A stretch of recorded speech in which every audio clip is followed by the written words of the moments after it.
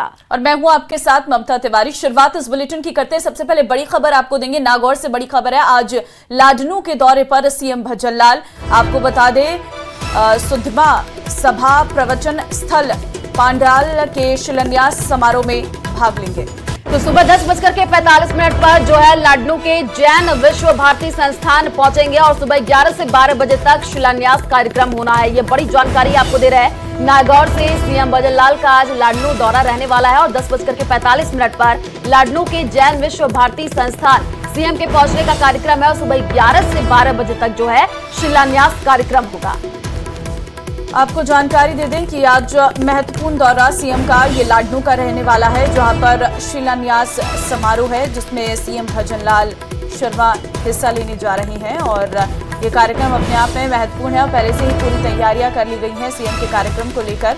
और ऐसे में सुबह 11 से 12 बताया जा रहा है जब शिलान्यास का ये कार्यक्रम रहने वाला है। 10:45 पर लाडनू के जैन विश्व भारती संस्थान मुख्यमंत्री पहुंचेंगे।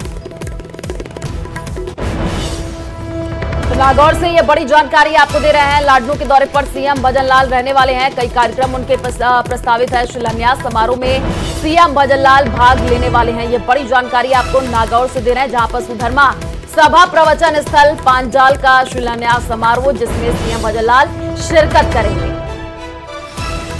चलिए आगे बढ़ते। जयपुर से एक बड़ी खबर आपको देंगे। आज जयपुर एयरपोर्ट पहुंचेगी शहीदों की पार्थिव देह। शेखावाटी में राजकीय सम्मान के साथ आज अंतिम संस्कार किया जाएगा। तो आतंकी हमले में जो है जवान अजय और विजेंद्र शहीद हुए थे। ये बड़ी जानकारी आपको दे रहे हैं जयपुर से, जहां पर आज जयपुर एयरपोर्ट पहुंचेंगे जो है शहीदों की पार्थिव देह। कल ही ये दुखद खबर सामने आई थी, जहां पर जम्मू कश्मीर के डोडा में आपको बता दें कि 4 जवान शहीद हो गए थे और 2 जो है राजस्थान के झुंझुनू के बताए जा रहे। आज एयरपोर्ट शहीदों की पार्थिव देह जो है वो पहुंचने वाली है। शेखावाटी में जो है राजकीय सम्मान के साथ अंतिम संस्कार होगा। जैसे ही कल ये खबर जो है परिवारजनों को लगी, रो रो करके बुरा हाल हो गया। तस्वीरें हम आपको टीवी स्क्रीन पर दिखा रहे हैं और आज जो है पार्थिव देह जो है पहुंचेगी।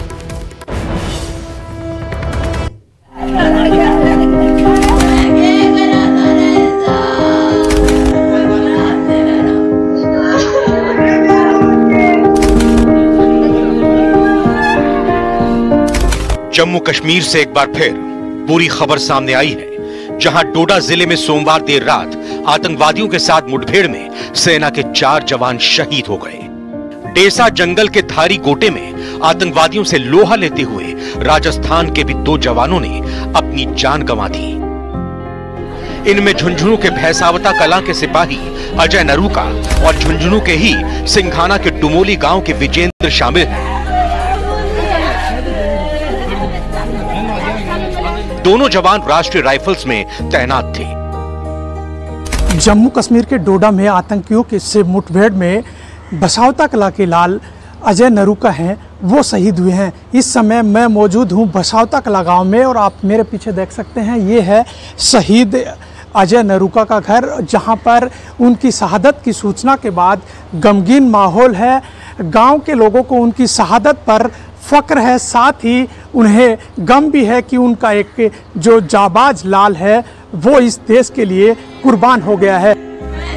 शहीद जवान अजय सिंह नरूका ने 6 साल पहले ही सेना में भर्ती हुए थे और उनके पिता कमल सिंह नरूका भी सेना में अपनी सेवा दे चुके हैं। वहीं चाचा कायम सिंह भारतीय सेना की 23 राजपूत रेजिमेंट में सिक्किम में तैनात हैं। शहादत की सूचना मिलते ही गांव में गमगीन माहौल हो गया।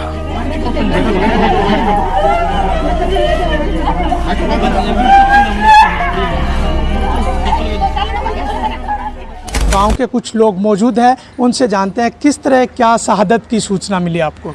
आज हमारे को सुबह 7 बजे करीब शहादत की सूचना मिल गई। अजय डोडा के अंदर शहीद हो गए।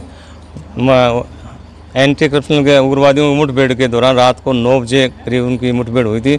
उसमें एक कैप्टन और 4 जवान शहीद हुए। उसके बाद पूरे गांव में शोक की लहर छाई हुई है। अजय नरूका के कजिन हैं, वो भी हमारे साथ मौजूद हैं। किस तरह क्या सूचना मिली शहादत को लेकर? भाई जैसे कि सुबह के 7 साढ़े 7 बज रहे थे, हम अपने सुबह उठे थे, अपना दिल्ली दिनचर्या के काम कर रहे थे। उसी समय अचानक से हमको वही कोई खबर आई कि आपका जो अजय है ऐसे कुछ करके शहीद हो गया है। तो पहले तो हम लोगों को ये विश्वास नहीं हुआ कि भाई वो बंदा कैसे मतलब हो सकता है कि कल परसों का मतलब आया था हमारे पास में और अभी हमारे पास है नहीं। अंतिम बार अभी जैसे छुट्टी काट के गए थे वो, जैसे मैं हमारे मार्च महीने में मेला आता है तब मेरे को मिले थे, आते थे सभी से मिलते थे, अच्छा स्वभाव था उनका। लेकिन जैसे अभी जो सूचना मिली है कि उनकी शहादत हो गई है तो बिल्कुल रहा नहीं जाता, जैसे एक विश्वास नहीं होता कि उनके साथ ऐसी घटना हुई है। अभी इसी 20 तारीख को छुट्टी काट कर आने वाले थे वो, अभी सभी को इंतजार था लेकिन वो तिरंगे में लपेट के आ रहे हैं।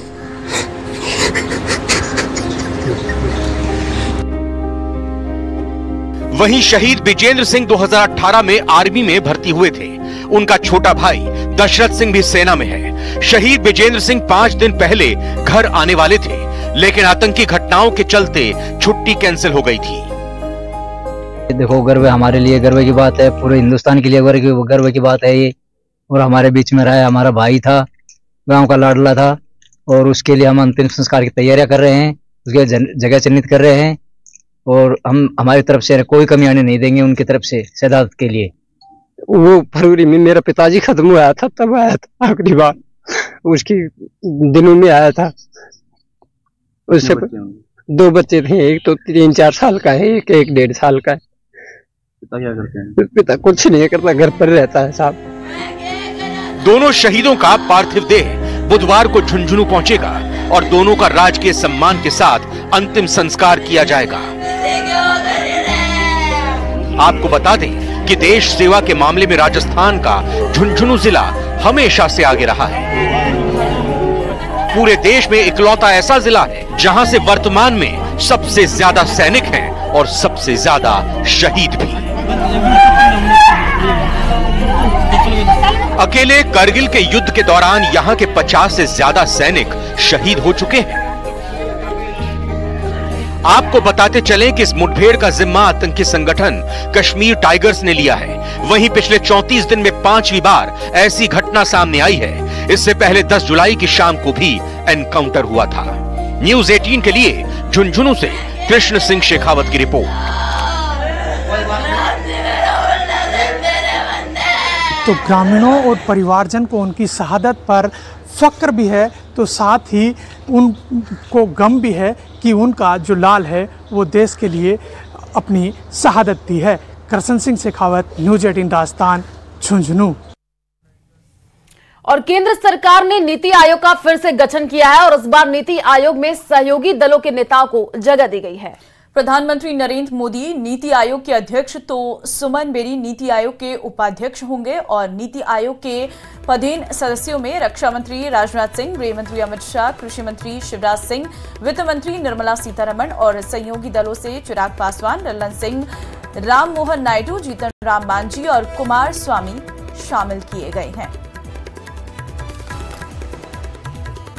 तो सहयोगी दलों के नेताओं को जगह, आपको बता दें कि नीति आयोग का नए सिरे से गठन किया गया है और नीति आयोग में कौन कौन, वो भी हम आपको ग्राफिक्स के जरिए जो है वो समझा रहे हैं। पीएम नरेंद्र मोदी अध्यक्ष, सुमन बेरी उपाध्यक्ष, अमित शाह, राजनाथ सिंह, शिवराज सिंह चौहान, निर्मला सीतारमण, चिराग पासवान, ललन सिंह, राम मोहन नायडू, जीतन राम मांझी जो है वो नीति आयोग में। और ग्राफिक्स के जरिए देखिए हम आपको ये समझा रहे हैं कौन कौन नीति आयोग में शामिल है। सहयोगी दलों के नेताओं को भी जगह मिली है।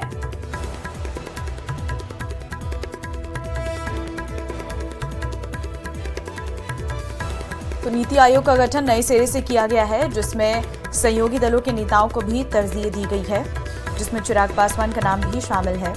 और इस नीति आयोग के अध्यक्ष हैं प्रधानमंत्री नरेंद्र मोदी, उपाध्यक्ष सुमन बेरी, अमित शाह, राजनाथ सिंह, इन सभी के नाम ही इस नीति आयोग में शामिल है। और अब कोटा से बड़ी खबर आपको देंगे। कोटा के बदमाश ने जयपुर जेल में आत्महत्या की है। हत्या के मामले में जयपुर जेल में बंद था कैदी अंकुर पाडिया। 5 साल के बच्चे रुद्राक्ष हांडा का अपहरण करके हत्या की थी।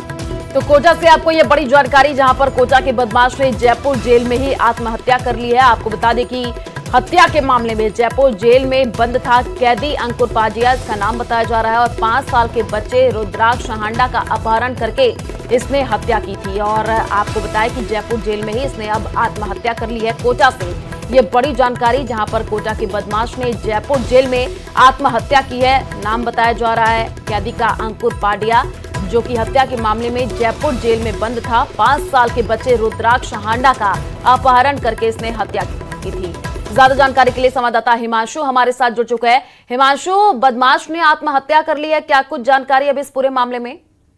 देखिए, कोटा का बहुचर्चित रुद्राक्ष हत्याकांड जिसने पूरे कोटा को हिला दिया था, क्योंकि 5 साल के बच्चे की नृशंस तरीके से हत्या की थी और उसी मामले का यह आरोपी था, जो कि जयपुर की सांगानेर की खुली जेल में सजा काट रहा था। और फिलहाल जो जानकारी अब तक मिली है उसके मुताबिक दोषी जो अंकुर पारिया है, उसने कनपट्टी पर गोली लगने से मौत हुई है।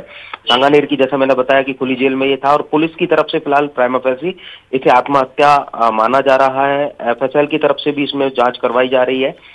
आपको बता दें कि 2014 का ये पूरा की पूरा मामला है, अक्टूबर का, जब अंकुर पाडिया ने 2 करोड़ की फिरौती के लिए 7 वर्षीय जो रुद्राक्ष है उसको मौत के घाट उतार दिया था, और जिसके बाद में पूरा की पूरा कोटा उद्वेलित हो गया था, सड़क पर आ गया था। और जिसके बाद में इसको, ये जो आरोपी है वो अपनी सजा काट रहा था और इसकी फिलहाल जो पुलिस की तरफ से माना गया है उसमें आत्महत्या करने से जो है वो मौत हुई है जयपुर की जेल में। ये जैसा कि मैंने बताया। ठीक है हिमांशु, आप नजर बना करके रखिए। शुक्रिया तमाम जानकारी साझा करने के लिए। और चलिए रुक करते अगली खबर की ओर। राजसमंद एसीबी की बड़ी कार्रवाई देखने को मिली है। वन विभाग का रेंजर बलराम पाटीदार जो है ट्रैप किया गया है। एसीबी ने 5000 रिश्वत के साथ ट्रैप किया है। डूंगरपुर जिले के रेंजर लोकेश और वनपाल अशोक को दस्तयाब किया है। लकड़ी के परिवहन के एवज में मांगी थी 45,000 रिश्वत। बिछीवाड़ा बॉर्डर से बिना रोक-टोक गाड़ी निकालने के लिए मंथली मांगी गई थी। तो आपको बता दें कि राजसमंद एसीबी ने बलराम को 5000 रिश्वत के साथ ट्रैप किया है। इस वक्त की बड़ी जानकारी आपको दे रहे हैं राजसमंद से, जहां पर एसीबी की एक कार्रवाई देखने को मिली है। लकड़ी के परिवहन के एवज में जो है 45,000 की रिश्वत मांगी गई थी। बिछीवाड़ा बॉर्डर से बिना रोक-टोक गाड़ी निकालने के लिए जो है मंथली मांगी गई और राजसमंद एसीबी ने बलराम को 5000 रिश्वत के साथ ट्रैप कर लिया है।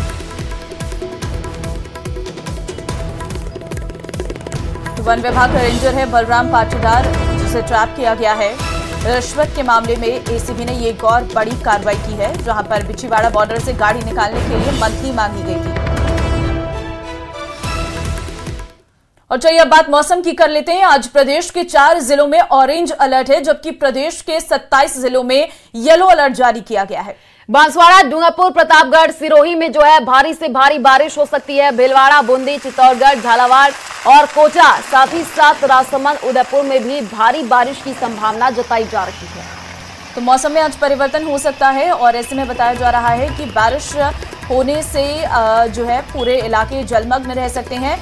मौसम विभाग ने पहले से ही ये अलर्ट जारी किया है। हालांकि एक तरफ हम देखें तो भीषण गर्मी पड़ रही है, उमस भरी इस गर्मी से लोग परेशान जरूर नजर आ रहे हैं, लेकिन आज भी ये बारिश बताई जा रही है और बताया ये भी जा रहा है कि ये भारी बारिश हो सकती है। मौसम विभाग की तरफ से अलर्ट भी जारी किया गया है, येलो और रेड अलर्ट भी जारी किया गया है। उदयपुर वासियों को भी आज भारी बारिश का सामना करना पड़ सकता है। मौसम विभाग का ये अलर्ट सामने आया है। हालांकि मौसम में तब्दीली से आपको राहत जरूर मिल सकती है, क्योंकि लगातार जो भीषण गर्मी है वो पड़ रही है, इससे भी लोगों का जनजीवन काफी अस्त व्यस्त हो रहा है।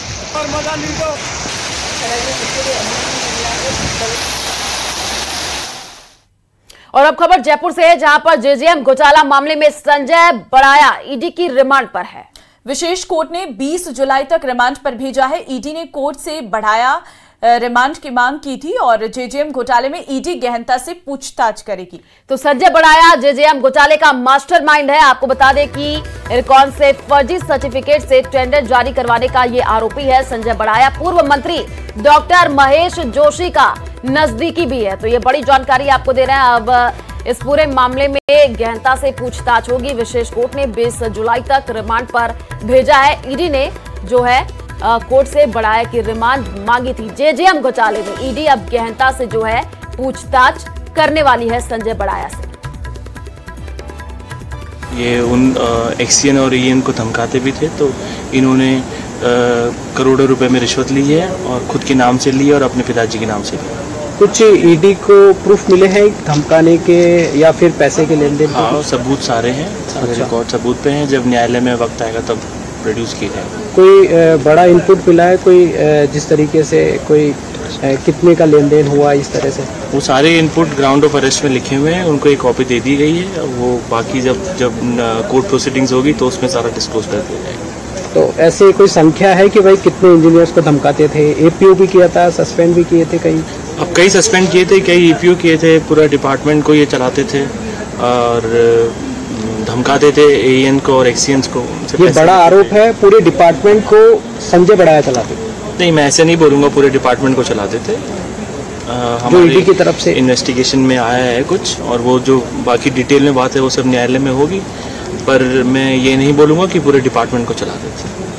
अच्छा, तो और किस तरह के आरोप लगे हैं इस पूरे मामले? बस यही आरोप लगे हैं कि ये रिश्वत लेते थे, कॉन्ट्रैक्टर्स के बिल्स क्लियर कराते थे, और पदमचंद जैन और महेश मित्तल से पूरे मिले हुए थे, और ये इस पूरे स्कैम में बहुत बड़ा मुख्य भूमिका निभाते हैं। और भी लोग हैं इसमें? और भी लोगों के नाम? वो इन्वेस्टिगेशन चल रही है, वो जब नाम खुलेंगे तब बताया जाएगा आपको। आगे बढ़ते हैं, बात नागौर की कर लेते हैं, जहां पर नशा तस्करों का भौकाल देखने को मिला है। तस्करों का भौकाल ऐसा कि दुर्घटनाग्रस्त लग्जरी कार में से डोडा पोस्ट बरामद किया गया है। तो आपको बता दें कि गोगेलाव में जो है एक फॉर्च्यूनर कार दुर्घटनाग्रस्त हो गई और इस फॉर्च्यूनर में डोडा पोस्ट भरा हुआ था। फॉर्च्यूनर के दुर्घटनाग्रस्त होने के तुरंत बाद ही दूसरे वाहनों में सवार तस्कर इस फॉर्च्यूनर में से डोडा पोस्ट निकाल करके ले गए। वहीं फॉर्च्यूनर में सवार एक तस्कर के घायल होने के चलते उसे एक टेम्पो से अस्पताल पहुंचा दिया गया। ये हैरान करने वाला जो मामला है वो गोगेलाव गांव के पास हुआ है। बताया जा रहा है कि तस्करों की गाड़ियां बीकानेर से नागौर की तरफ आ रही थी और इस दौरान गोगेलाव गांव के पास डिवाइडर से टकराने के बाद डोडा पोस्ट से भरी हुई फॉर्च्यूनर अनियंत्रित होकर एक दुकान में जा घुसी और फिलहाल पुलिस तस्करों की तलाश में जुट गई है। और बड़ी जानकारी आपको दे दे, प्री डीएलएड परीक्षा 2024 का परिणाम आ जाएगा। शिक्षा मंत्री मदन दिलावर परिणाम जारी करेंगे। सुबह 8 बजे शिक्षा मंत्री जारी करेंगे परिणाम और 30 जून को आयोजित हुई थी ये परीक्षा। करीब 6.5 लाख अभ्यर्थियों ने इसके लिए आवेदन किया था। तो आज प्री डीएलएड परीक्षा 2024 के परिणाम घोषित कर दिए जाएंगे। सुबह 8 बजे का समय बताया जा रहा है जब शिक्षा मंत्री जो है परिणाम जारी करेंगे। ये बड़ी जानकारी आपको दे रहा है। करीब 6.5 लाख अभ्यर्थियों ने आवेदन किया था और आज परिणाम आने वाला है। शिक्षा मंत्री मदन दिलावर जो है परिणाम जारी करेंगे। सुबह 8 बजे का समय बताया जा रहा है। चलिए आगे बढ़ते हैं। अलवर में सिलीसेड झील पर पानी में घुसकर बाइक और कार से रील बनाना कुछ युवकों को भारी पड़ गया है। पुलिस ने स्टंटबाजी करने वाले कुल 16 युवकों को गिरफ्तार किया है। पूरा मामला क्या है समझिए इस रिपोर्ट में।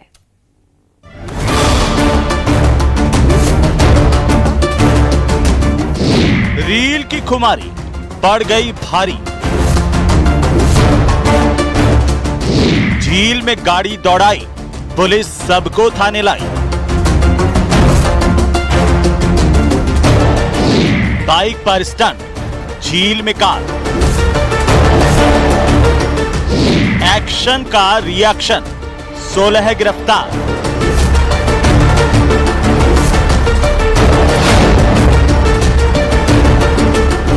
रील बनाने के चक्कर में लोग किसी भी तरह के खतरे को मोल लेने से भी नहीं चूक रहे हैं। रील की खुमारी लोगों पर इतनी हावी हो गई है कि वो किसी भी हद को पार कर जा रहे हैं। ऐसा ही एक मामला अलवर के अकबरपुर से सामने आया है, जहां कुछ युवकों ने सोशल मीडिया पर लाइक बटोरने के लिए सिलीसेड झील में जमकर स्टंटबाजी की। इन युवकों ने झील में मोटरसाइकिल और कार घुसाकर स्टंटबाजी की। इतना ही नहीं, युवकों ने रील बनाई और सोशल मीडिया पर शेयर कर दिया।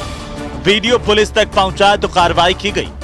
कुछ जो सोशल मीडिया इन्फ्लुएंसर्स हैं ये रील्स बनाने के लिए सिलीसेड में जा रहे हैं और वहाँ खुद की जान खतरे में डाल के और जो वहाँ का इकोसिस्टम है उसको डैमेज करते हुए, जो बारिश में नया पानी भरा है, उथला पानी, उसमें बाइक और कारों से स्टंट कर रहे हैं। तो 2 दिन से पुलिस ने ऐसे लोगों के खिलाफ अभियान चलाया हुआ है। करीब 12-15 गाड़ियां जब्त की है और करीब 15-20 लोगों को 151 जो प्रिवेंटिव धारा है उसमें अरेस्ट भी किया है।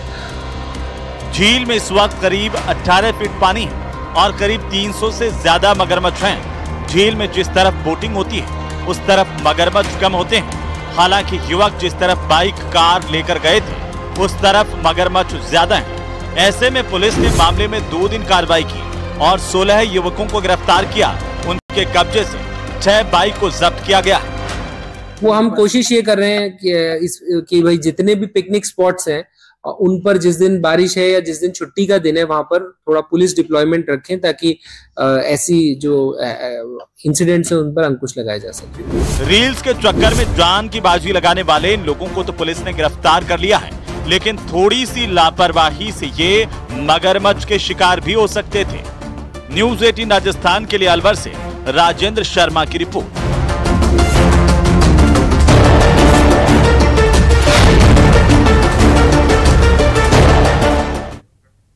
और चलिए लोग करते हैं अगली खबर की ओर। अजमेर दरगाह के बाहर भीड़ में सिर तन से जुदा नारे लगाने के मामले में 2 साल बाद फैसला आया है। मामले में खादिम गौहर चिश्ती समेत सभी 6 आरोपियों को कोर्ट ने बरी कर दिया है। पूरे मामले को लेकर 2 साल से कोर्ट में ट्रायल चल रहा था और इस दौरान 22 गवाह और 32 दस्तावेज पेश किए गए थे।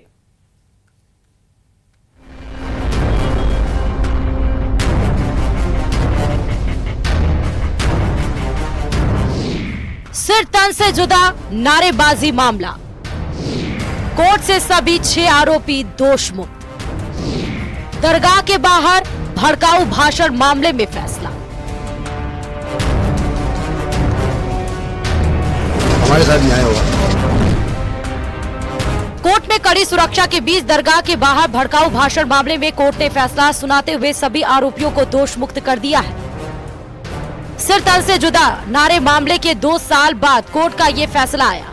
इस दौरान 22 गवाह और 32 दस्तावेज पेश किए गए थे। न्यायालय ने जो आज आदेश फरमाया है मैं उसको उच्च न्यायालय में चैलेंज करूंगा। मेरा पक्ष बहुत मजबूती से रखा गया। क्या कारण रहे? क्या कारण अभी फैसला जो है श्रीमान ने दिया नहीं है। फैसला आ जाए उसको हम अच्छी तरह पढ़ेंगे, देखेंगे कि कहाँ जो न्यायालय ने चूक करी है उसकी हाईकोर्ट में अपील करेंगे। मामला बड़ा गंभीर प्रकृति का था, लेकिन ठीक है न्यायालय का फैसला है, वो मान्य है, अपील करी जाएगी। क्या फैसला? फैसला सभी सेक्शंस में सारे मुलजिमान को बरी कर दिया है, किसी को भी अपराधी नहीं माना है। इस मामले में मुख्य रूप से गौहर चिश्ती समेत 6 आरोपियों के खिलाफ जून 2022 में दरगाह थाने में मुकदमा दर्ज कराया गया था। जिन आरोपियों को बरी किया गया है उनमें खादिम गौहर चिश्ती, ताजिम सिद्दीकी, फखर जमाली, रियाज हसन दल, मोइन खान, नासिर खान का नाम। और चलिए